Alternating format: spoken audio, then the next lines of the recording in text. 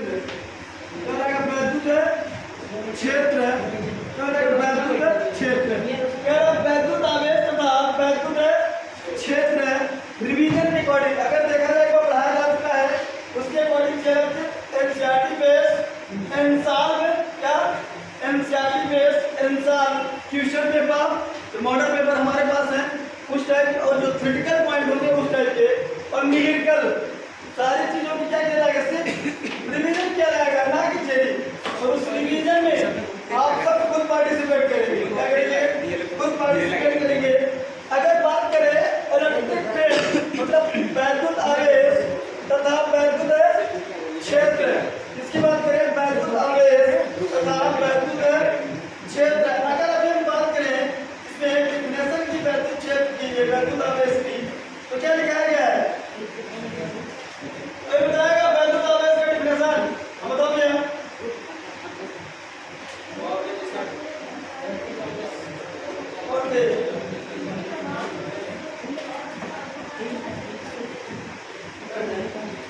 आवेश पदार्थ का वह गुण है, क्या आवेश पदार्थ का वह गुण है जो चुंबकत्व को उत्पन्न करे या अनुभव कराए। इसे कहते हैं विद्युत में, क्या कहेंगे विद्युत में कहेंगे, क्या कहेंगे विद्युत में। अगर कहा जाए आवेश पदार्थ का वह गुण है, क्या कह रहा है आवेश पदार्थ का वह गुण है जो किसी भी विद्युत में चुंबकत्व को उत्पन्न करे या अनुभव करे और क्या कराएगा विद्युत आवेश। और विद्युत आवेश को विद्युत आवेश जो है उसको Q से स्मॉल Q से प्रदर्शित करते हैं और हमें पता है Q इक्वल एन ई या Q equal I T. Q का मतलब आपको समझ में आ रहा है क्या है आवेश है, क्या है आवेश।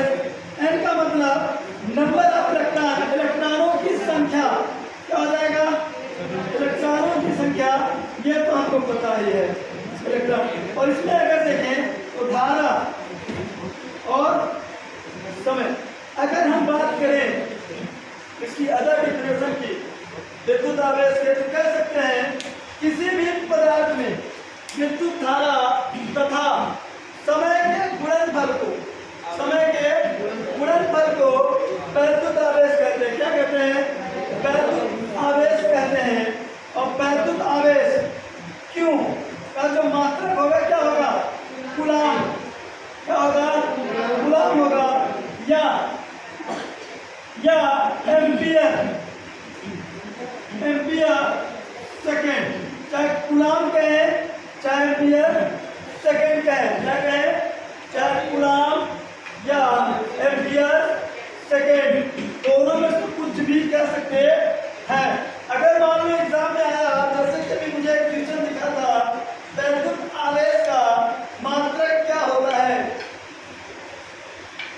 मुझे दिखा भी टेस्ट पूछ रही है कि पेपर में मॉडल पेपर में जो एक मॉडल पेपर है इसके पहले जो बोर्ड एग्जाम में उसमें भी कि विद्युत आवेश का मात्रक क्या होता है। पक्का कुछ करिए ना, गलत तो नहीं करोगे कर सही से। अब देखिए बात करें इसी में आगे वैद्युत इसी को लेके अब बहुत सारा कुछ पढ़ाया गया था इसी को लेके। अब अगर हम बात करें कूलाम के नियम की, इसकी बात करें कूलाम के नियम की बात करें अगर देखें और यह इम्पोर्टेंट है, क्या है यह एक इम्पोर्टेंट टॉपिक है कूलाम का नियम। अगर देखा जाए तो क्या है एक इम्पोर्टेंट टॉपिक है कूलाम का नियम। इसलिए इम्पोर्टेंट है ये आपको बता दिया जाए बोर्ड एग्जाम में डिफिनेशन लेके आएगा तो 2 नंबर में आएगा। अगर डिफिनेशन में आया सिर्फ पूछा कि कूलाम का नियम किसे कहते हैं या 2 नंबर लेके आएगा। कितने नंबर लेके आएगा 2 नंबर लेके आएगा। अगर यही 3 नंबर में बढ़ता है कूलाम किसे कहते हैं पता इसका बीमा बताए, बीमा बताएं तो अगर 1 नंबर में आएगा डायरेक्ट बीमा पूछ लेगा ऑब्जेक्टिव में। अगर यही क्वेश्चन 4 नंबर का बना तो आज पूछेगा कूलाम नियम किसे कहते हैं तथा इसका बीमा ज्ञात कीजिए। अगर ज्ञात शब्द डाला, क्या कहा कि बीमा, क्या कह रहा है, बीमा डायमेंशन, क्या बात करेगा, डायमेंशन सॉल्व कीजिए, बीमा ज्ञात कीजिए। तो आप समझ जाए कि इसकी बीमा को हमको निकाल के दिखाना होगा, क्या करना होगा। और मुझे उम्मीद यही है कि आप सबको आता होगा। इसका बीमा अगर ज्ञात करने की बात की जाए तो आता सभी को होगा। जितने लोग यहाँ बैठे हैं, जितने लोग पढ़ चुके हैं, वो भी जितने यहाँ बैठे हैं, उनको तो 100% पता होगा कि बीमा क्या होता है। जिसको नहीं पता होगा समझ के रखना। क्यों?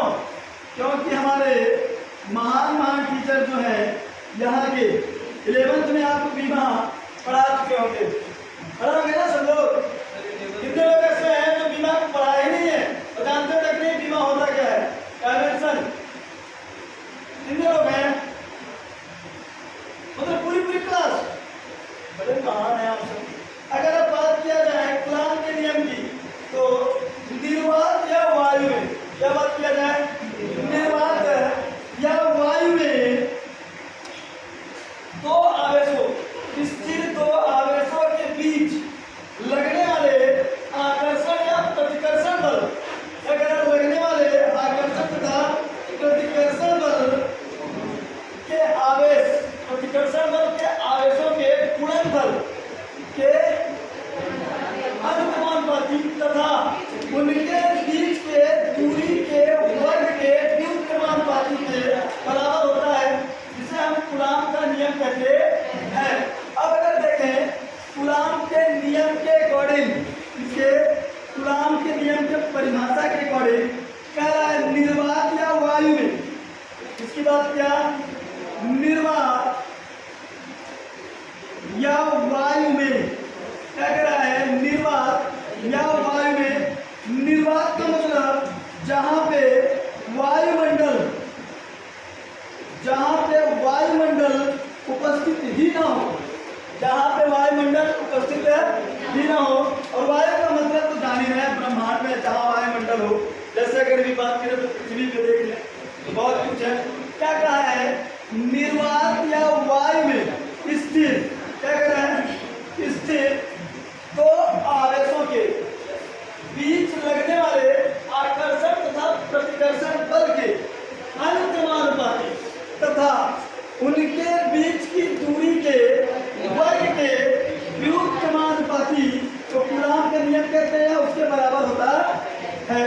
अब अगर देखें अगर इसी में, तो कूलाम के नियम की पढ़ी क्या कह रहा है, दो आवेशों के मध्य, दो स्थिर आवेशों के मध्य लगने वाला आकर्षण तथा प्रतिकर्षण बल के, आकर्षण बल तथा प्रतिकर्षण बल के गुणनफल के अनुक्रमानुपाती तथा उनके बीच लगने वाली,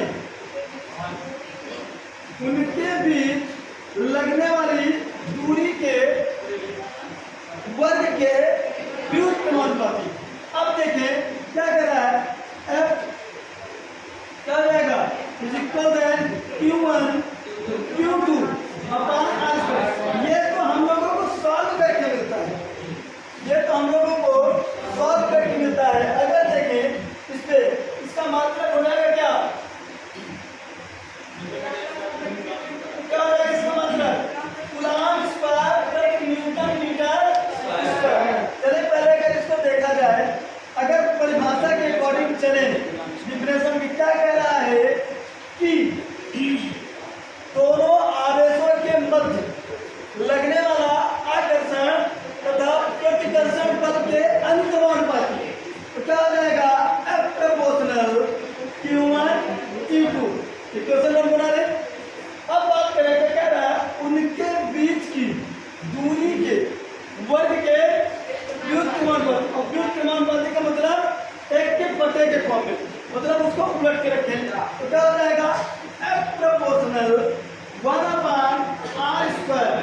अब देखें दो समीकरण बने और दोनों समीकरणों को एक साथ रख लें, क्या कर लें, एक साथ ले आए तो इक्वेशन 1 और इक्वेशन 2, समीकरण एक, इक्वेशन 1 व इक्वेशन 2 अगर देखें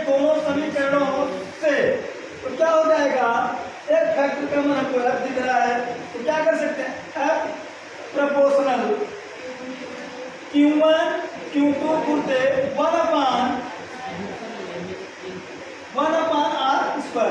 इसे लिखा जा सकता है F proportional Q1 Q2 upon r²। क्या लिखा जा सकता है, r² लिखा जा सकता है। अब अगर देखें तो प्रोपोर्शनल हटाएंगे, एक नियतांक आएगा, क्या आएगा, एक नियतांक F equal then K Q1 Q2 upon r²। K जहाँ एक अनुक्रमानुपाती या समानुपाती नियतांक है, K के स्थान पर क्या लिख सकते हैं, अगर देखें तो K इक्वल देन 1/4π0 या इक्वल देन 9 × 10⁹ अब देखें K के स्थान पर चाहे ये यूज कर ले, चाहे हम ये यूज कर ले, तो क्या मिला, F equal then 1/4π0 Q1 Q2 upon r²। ये हमको मिलता है। और अक्सर यह डेरिवेशन करने को आता है बोर्ड एग्जाम में, जो मैंने देखा है जब पेपर को मैंने, जो भी आप पेपर दिख रहा है मेरे सामने आपका इंसान में, इसकी मैं बात कर रहा हूँ। अगर इसमें और आगे देखें जाके तो बहुत सारी चीजें हैं हमारे पास, जैसे भी आपने लिखा के बराबर ये, और यहाँ से देखें तो इसका अगर यूनिट की बात करें क्या हो जाएगा, कूलम स्क्वायर प्रति न्यूटन स्क्वायर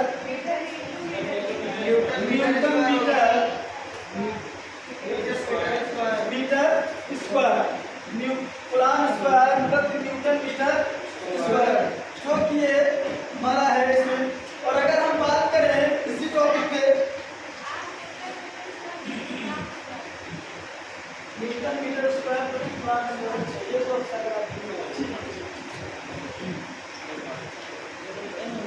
न्यूटन प्रति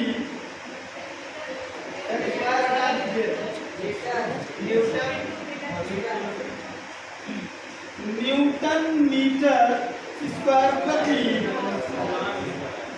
कूलम स्क्वायर, ये आपका इसका यूनिट हो गया। अब अगर इसी में देखें,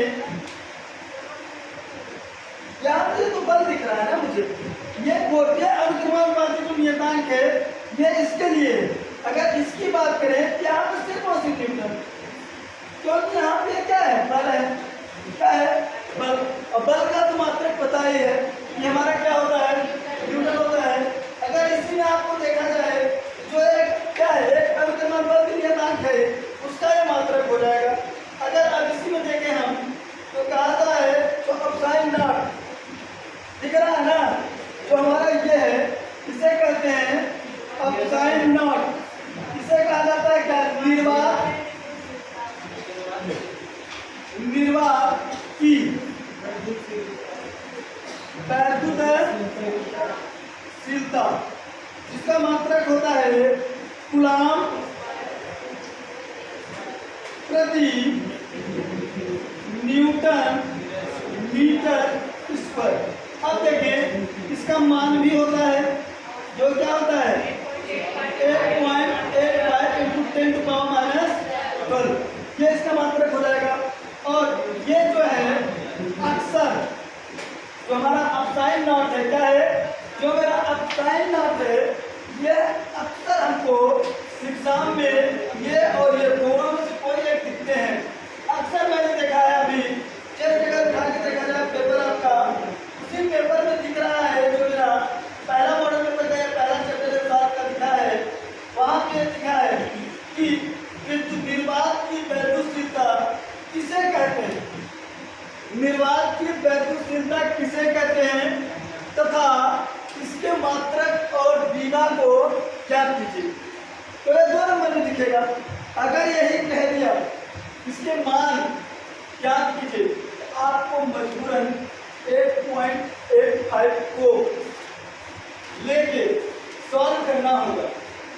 अगर आपसे पूछा तो अगर आप देखें हम लोग यहाँ पे तो हमारा ये क्या कहते हैं नियतांक है, पहले इसकी बीमा ज्ञात कर लें, फिर हम लोग आ जाएंगे निर्वात की गतिशीलता को लेके, इसका हम लोग बीमा देख लेंगे और क्या देख लेंगे, मात्रक देख लेंगे और वैल्यू मान निकाल लेंगे, मान निकाल लिया जाएगा। और ये और आपको एक खुशखबरी बताई जाए तो गुड न्यूज है आपके लिए, जिसको आपको सुन के बड़ा खुशी भी होगा। जिस दिन ये चैप्टर खत्म होगा उसके दूसरे दिन टेस्ट 100% है, उस दिन क्लास चले चाहे ना चले, टेस्ट होना तय है, क्योंकि किसी से मेरा लेना देना नहीं है। उस दिन क्लासेस नहीं चलेंगी, एक दिन पहले बताया नहीं जाएगा, आज ही बता दिया जा रहा है। डेट, आज का डेट याद रखिए, जिस दिन खत्म होगा उसके दूसरे दिन, मतलब पहला अगर आज खत्म हुआ तो कल, कल खत्म होगा तो परसों, जिस दिन खत्म होगा उसके एक दिन बाद टेस्ट आपको देने होंगे। तो अब देखिए, अगर हम बात करें अभी इसी में इस टॉपिक पे, अभी हम लोगों ने देखा कि equal then 1/4 pi epsilon naught, क्या देखिए 1/4 पाई एप्सिलॉन नॉट, या इसी को मान को देखा 9 × 10⁹, इसके मात्रक की बात करें हम लोगों ने देखा क्या, न्यूटन मीटर इसका प्रति गुलाम, या इसी को शॉर्ट फॉर्म में लिखना चाहते तो क्या लिख सकते हैं, NMC का यही लिखते हैं ये चीज। और ये क्या है, एक समानुपाती या अनुक्रमानुपाती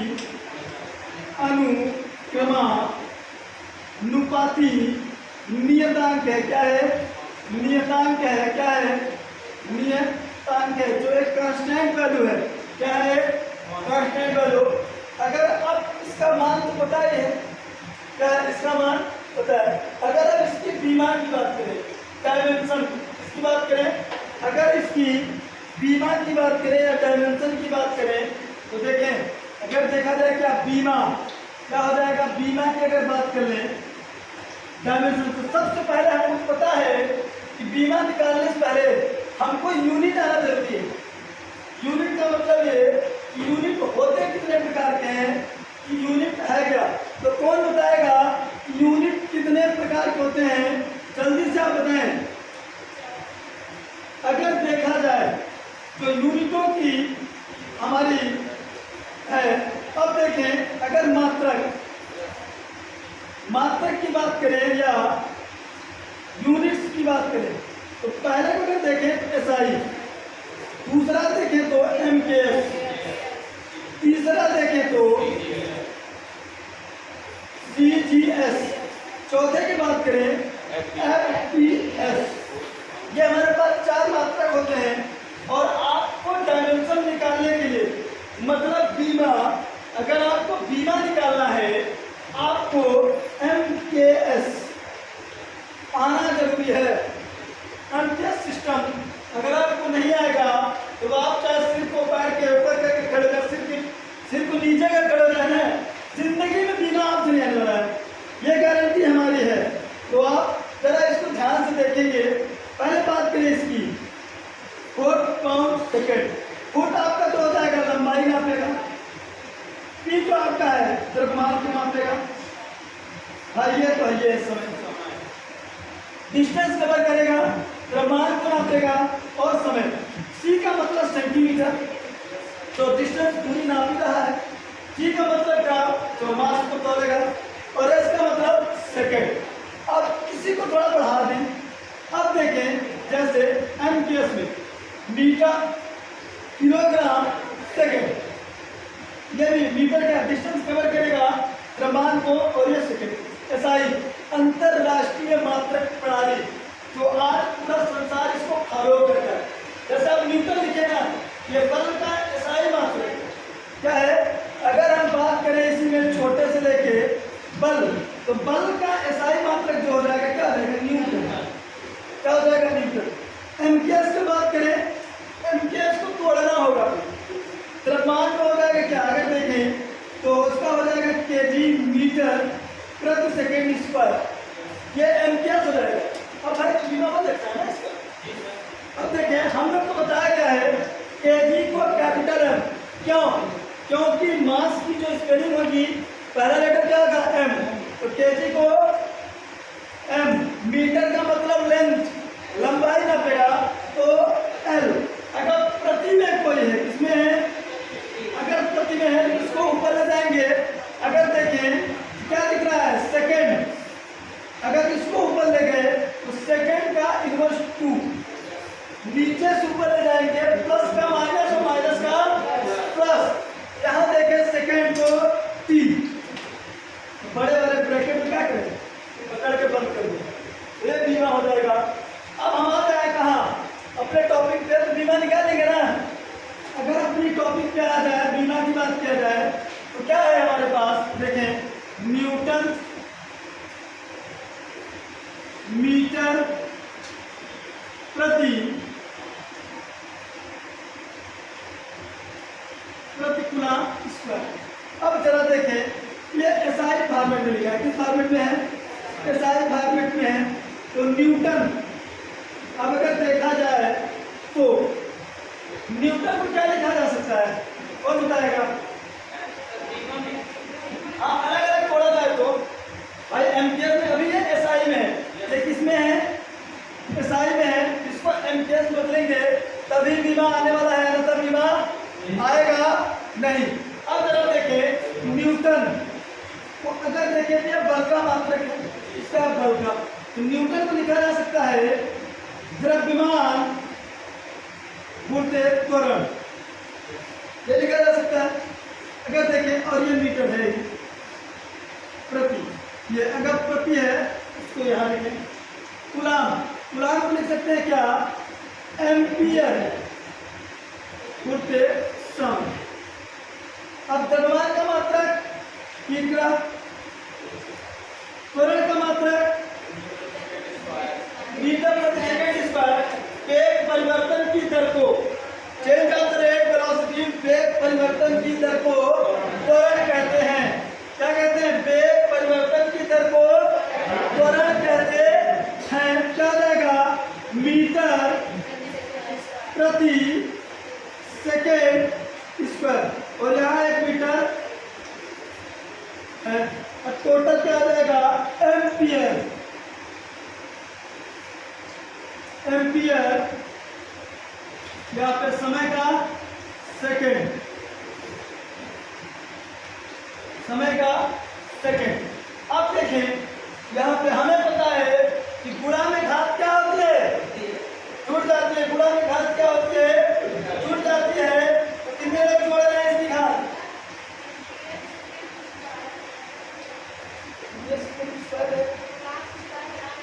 तो कूलम स्क्वायर है क्या?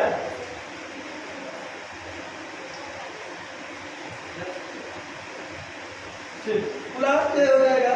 अगर अब बात करें, ये मीटर हमारे पास है, ये मीटर है, तो क्या हो जाएगा? किग्रा मीटर क्यूब प्रति second square total ampere, ampere square second square. ये हो जाएगा, क्या हो जाएगा? Second square. अब उसके आगे अगर देखें तो क्या हो जाएगा? किग्रा है ये सेकेंड, सेकेंड सेकेंड कितना हो जाएंगे? 4 हो जाएंगे। क्या हो जाएगा? किग्रा metre cube total ampere second की पावर 4। ये सब ऊपर ले चले, हो जाएगा क्या? किग्रा मीटर क्यूब एम्पियर का -2 सेकेंड -4। अब भाई कर ले किग्रा। अब देखें यहाँ किग्रा का मास एम, मीटर का लेंथ एम्पियर प्लस सेकेंड रख लें।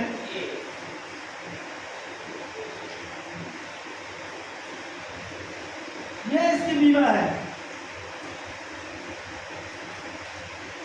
ये इसकी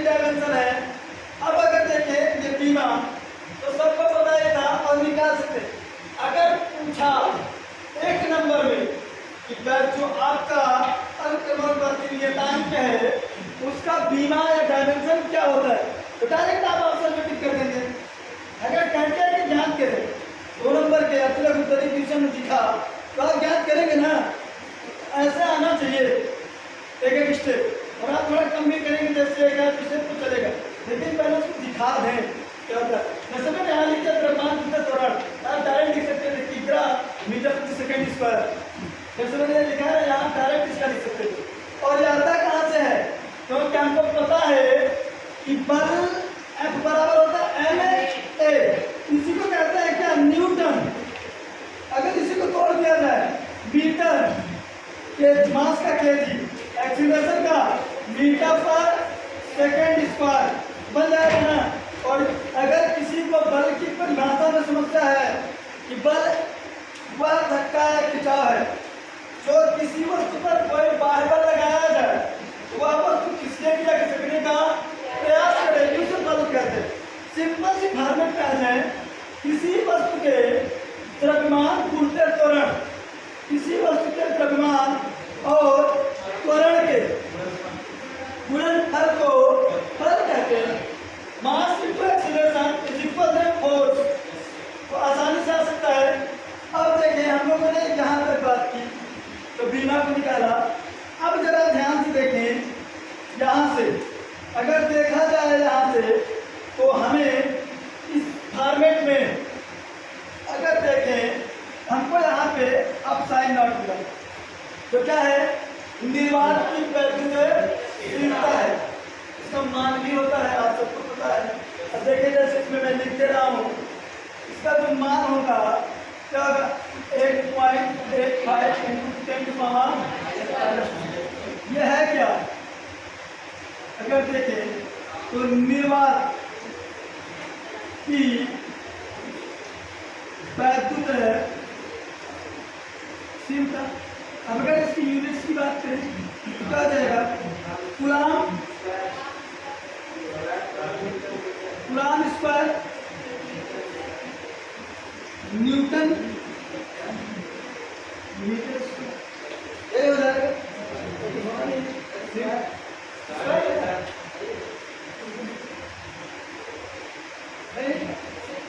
सही है,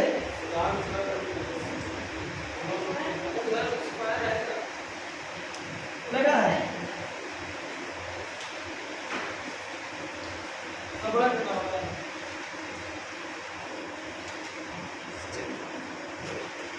तो अब जरा उसकी बात कर लें, ये हो ही गया है आपका। अब अगर देखिए हम यहाँ से जो हमारे पास ये है, जरा एक एक पॉइंट इसको देख लिया जाए। अब अगर हम देखें इसके अब साइन नॉट को, क्या देखें, अब साइन नॉट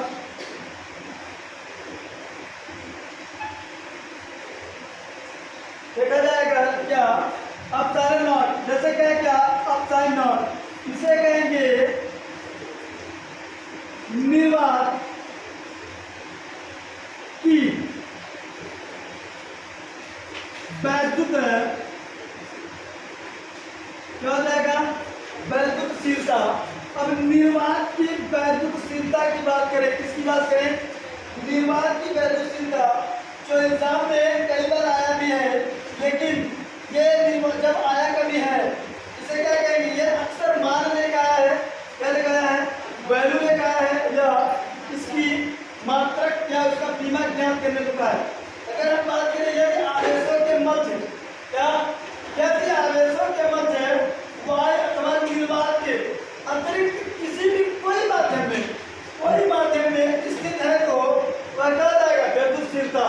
अगर देखिए जो इसमें सिर्फ और सिर्फ अपसाइन नॉट है, अगर सिर्फ इसको अपसाइन कह दिया जाए, इसे अपसाइन अकेले कहेंगे, जीरो लगा दिया तो नॉट।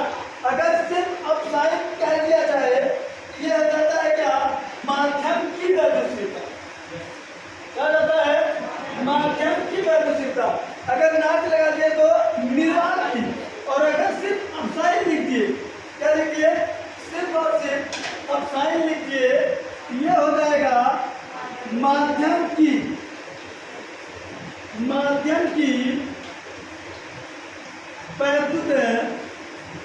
वैद्युतशीलता। ये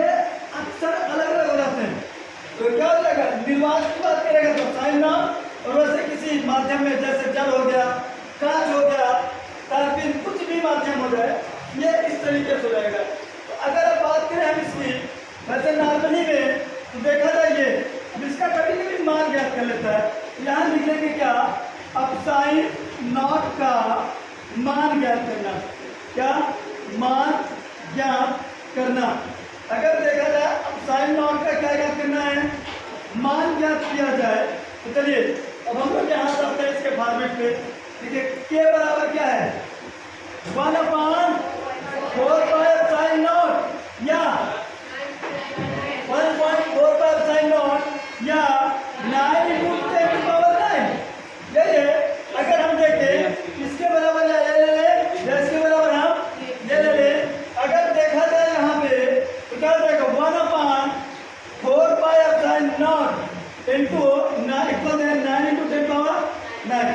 अब साइन नॉट निकालना है हमको, तो सिंपल सी बात है, इसका इसमें गुणा करते हैं, फिर ये गुणा करते हैं क्रॉस मल्टीप्लिकेशन, तो 1 = 9 × 10⁹ इंटू 4π नॉट।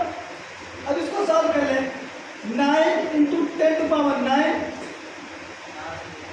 इंटू 4 पाई के मान 3.14 या 22/7 आंसर साइन मान।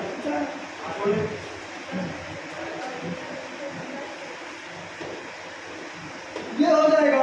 अगर आप देखें इसका इसमें गुणा हो जाएगा तो 1 = 9 × 10⁹। अब इसका ऐसे मल्टीप्लाई कर लें, क्या हो जाएगा, 4 × 16 का 6, 4 × 4, 5, 4 × 12, 12.56 इंटू अब साइन नॉट। अब इसका इसमें कर लें तो 9 × 4 = 54, 5 9 × 4 = 45, 5 50 10 लगा दिए। अब 9 × 18 5 23, तो रख 9 9 2 11 इंटू 10⁹ 1। अब साइन नॉट को रोके 1/113.04। अब इसका अगर हम भाग कर दें, क्या करते हैं, भाग कर दें, तो अगर भाग कर दिया जाए तो क्या आएगा, भाग करके दिखाएं जरा, कोई जरा भाग करके दिखाए,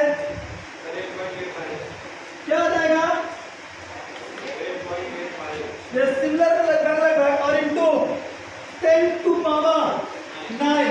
तो क्या हो जाएगा भैया, इसका आएगा क्या, 8 अगर देखें अब साइन नॉट बराबर 0.0008 यहाँ 7 के समथिंग जाएगा, तो सिमिलर लेंगे इंटू 10⁻, माइनस ऊपर गया तो सॉरी प्लस ऊपर गया तो माइनस, हमें पता है 3 अंक तक किसका लें, क्या हो जाएगा, 1 2 3 8.85, ये -3 और ये -9 10⁻12। ये अब साइन नॉट का ये हो गया।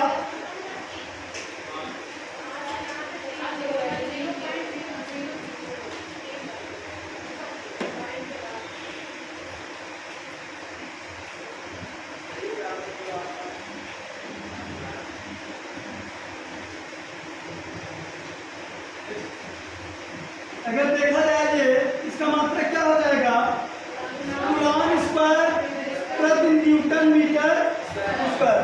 अब ये माना गया, अक्सर जब एग्जाम में पूछता है तो मान 2 नंबर में। अब अगर बीमा पूछा, क्या पूछा, अगर अब बीमा पूछ लिया तो बीमा पूछेगा तो बीमा निकाल लेंगे, क्या है, coulomb square newton metre square, तो बीमा निकल जाएगा ना। कूलॉम को क्या लिख सकते हैं, एम्पियर सेकेंड, यही हो जाएगा। टोटल अपॉन न्यूटन का किग्रा मीटर प्रति सेकेंड स्क्वायर, और ये मीटर पहले से हमारे पास है, यही है, मीटर पहले से है। अब आगे देखें तो क्या हो जाएगा, हल लेते हैं सबको, ए का स्क्वायर मतलब एम्पियर, सेकेंड जो है